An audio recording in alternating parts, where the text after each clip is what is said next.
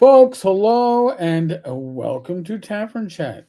I'm your host, Eric Tenkar, your bartender in the OSR, and hey, we got a public broadcasting system, a PBS radio station, interviewed Hasbro's CEO, Chris Cox, on the future of Dungeons and Dragons after the 50th anniversary.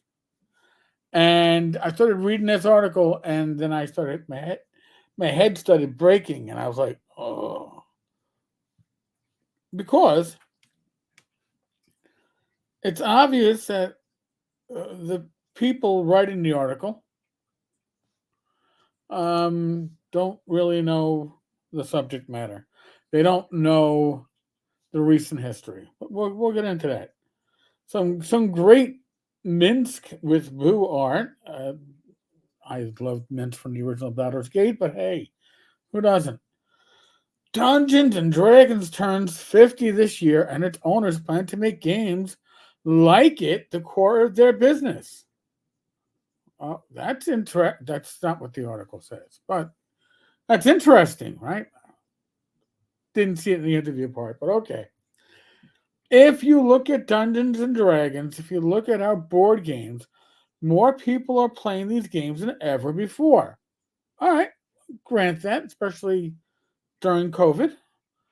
It says Hasbro CEO Chris Cox. Our satisfaction rates, the happiness that players have, are higher than ever. Now, how would they judge that? They would judge that by all those little surveys that they do. All right. Well, there's a reason why Bob Worldbuilder essentially mirrored their last short survey so he could get results that will be publicly shared, as opposed to our two surveys, which aren't publicly shared usually. At least this one isn't, right? But higher satisfaction. Happy, your happiness is our concern, and we're happy that every D&D player is getting a happy ending. The company can point to the digital D&D adaptation Baldur's Gate 3 as the brand's most recent success. They can point to it, but it isn't their success, right? It was a licensed studio, Larian Studios. WotC licensed the material. They didn't produce it. So they can point and say that made us money, but it wasn't their success. But last year, Hasbo. Oh, I missed that typo there. Hasbo also weathered backlash over a leaked, then dropped change to its fan licensing agreement. I'm shaking my head. The OGL is not a fan licensing agreement. It is a license that allows third-party publishers to publish using the system resource document in question, 5e, 3e.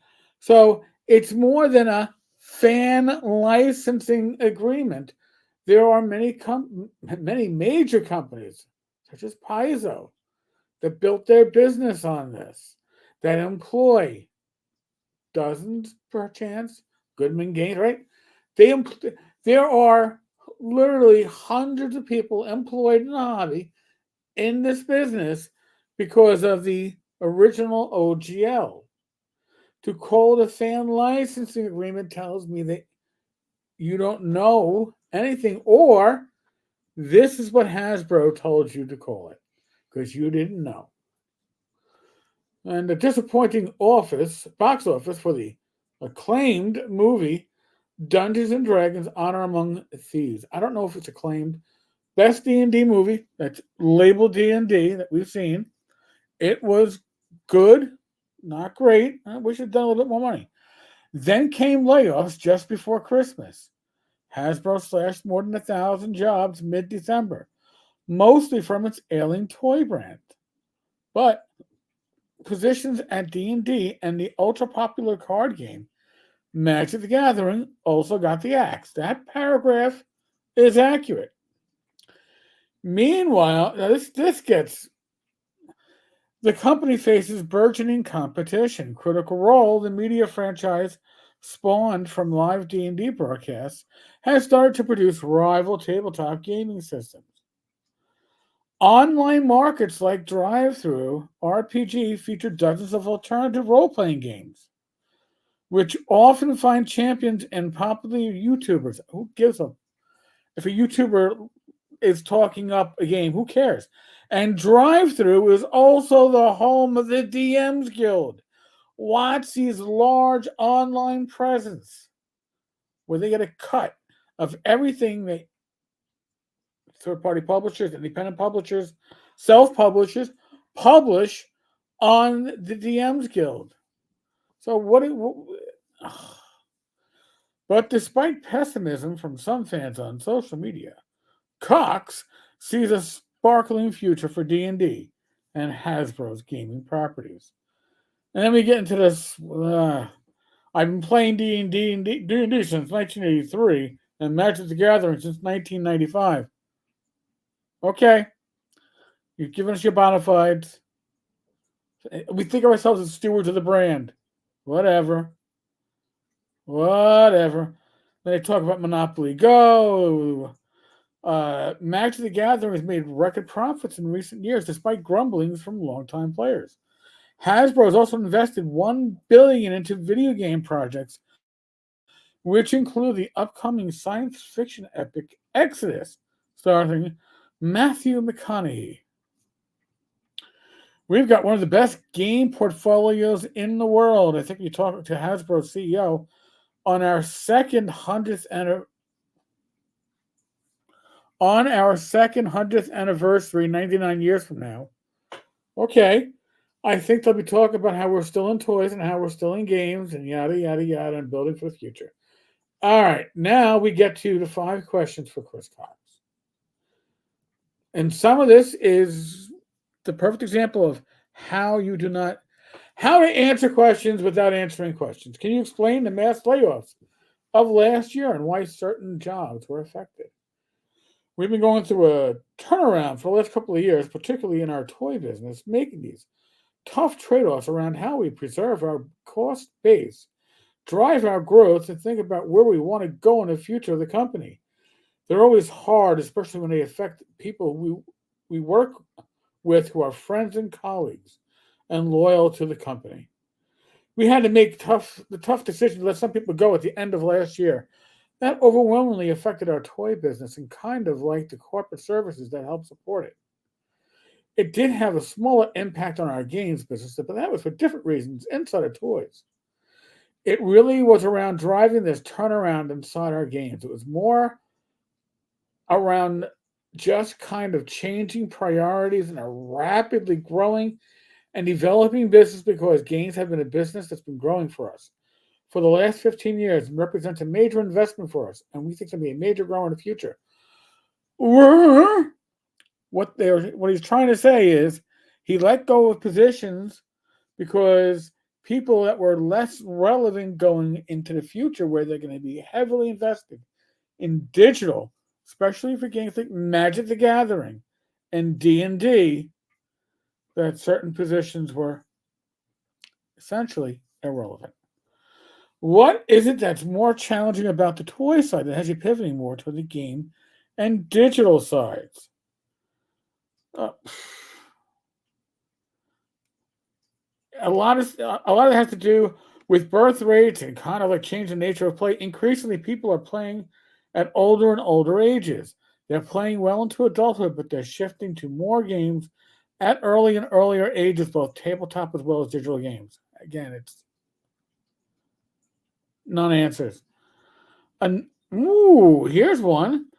A number of fans said they were outraged when a lead corporate document came out that would have taken some royalty money from individual creators who make content of their own for the game, say a new monster or a new world. Again, this is somebody asking questions who has no idea what questions they're asking.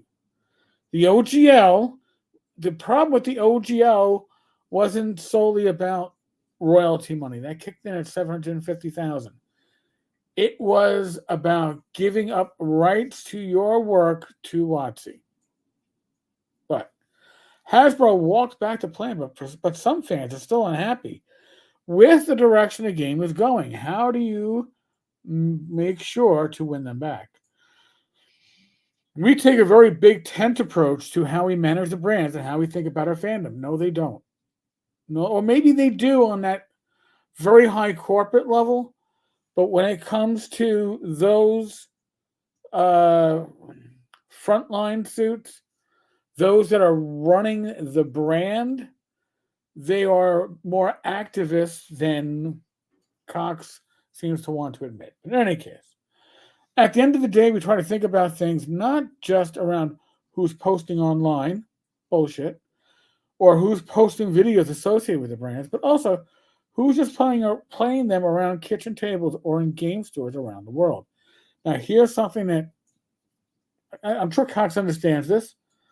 The vast majority of gamers are not as wired in as the audience for this channel, the audience for Professor DM's channel, Bob World Builder's channel, or any of these channels. Right?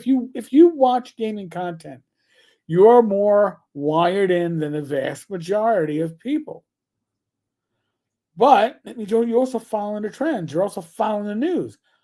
Those that just play at game stores or at their kitchen table, the OTL drama was something that they didn't even know about. Not as wired. You, however, are wired. They're kind of saying that we are, I think, I'm going to make the assumption that they are trying to weight things to take into account those whose opinions aren't heard. But to do that, you have to make an assumption of the opinion of those who aren't giving an opinion. Think about that. I think social media is wonderful. It's a very powerful marketing vehicle for us. It's a great way for us to connect with our fans and connect with influencers.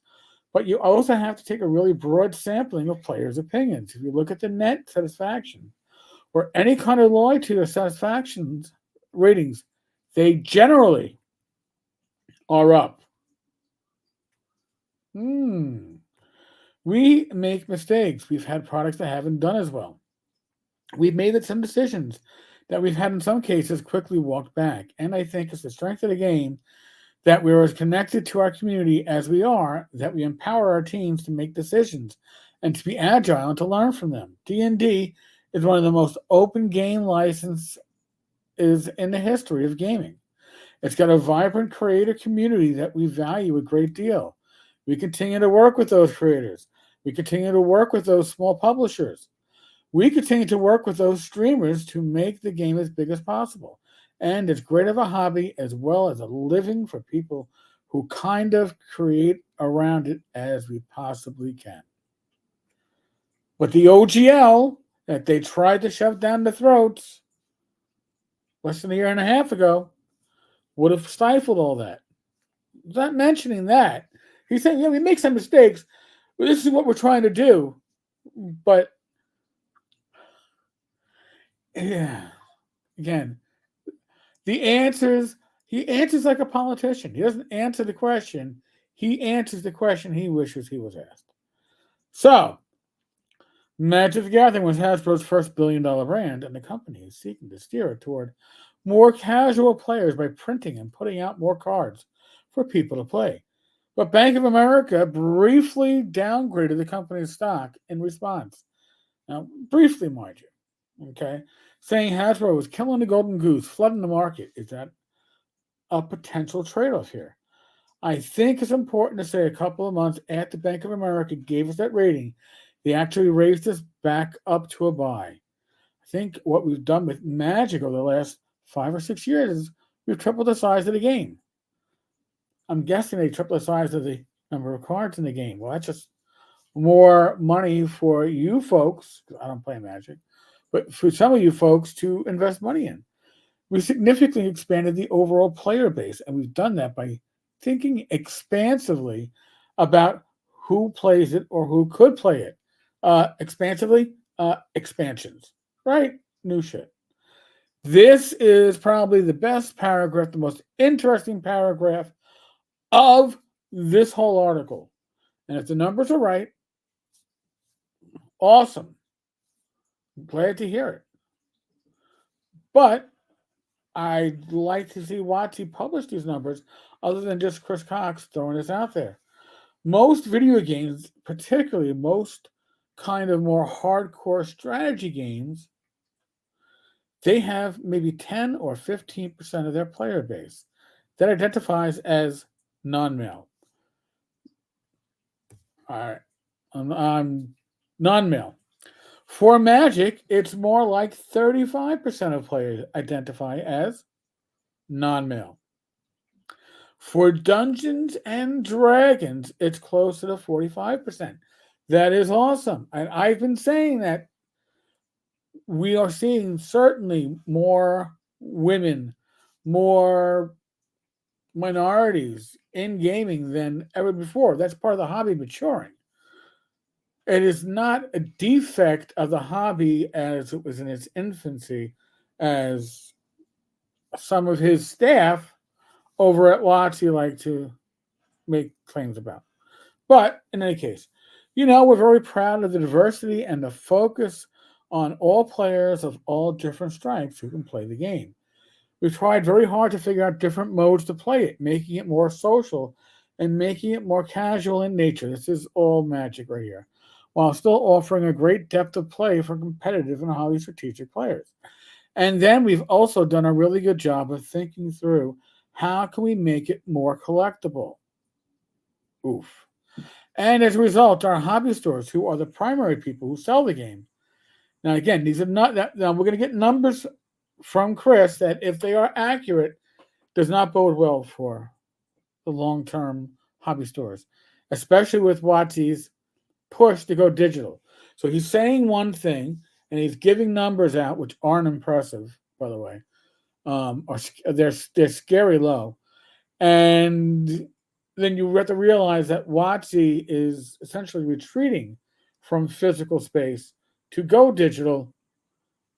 Watch the implosion happen. If you think the DC implosion of my childhood, what was it, the late 70s, early 80s, when comic books went from 35 cents to 50 cents and then back to 40 cents, because the DC explosion imploded. Here we go. And as a result, our hobby stores, who are the primary people who sell the game, there's about 10,000 of them around the world who sell it. They've never been more successful with that. And those are small and medium sized businesses that are usually doing 200,000 or 300,000 of business a year. If that's not profit, if that is gross, right? And you got to take out cost of all that product to bring it into the store, to buy it at wholesale prices, to pay rent, pay utilities, commercial prices on utilities, pay for your staff. Those numbers don't support a business. Just saying they don't. Especially not when you start getting into anywhere near a metropolitan area, which is probably why New York City has as few gaming stores as it does. And our larger vendors have also done really well. Like, we've grown across the board and grown both players as well as their engagement. And then he goes on talking about Matthew McConaughey's new video game. I'm not all that interested in hearing about that. I don't think you are. But this is interesting. Again, it's an interesting, for the numbers that are talked about, for the non-answers that are given as answers, and for the total lack of knowledge from the interviewer and or interviewers and writers of this article. Scott Tong, James Perkins, Mastro Marino. I'm sorry.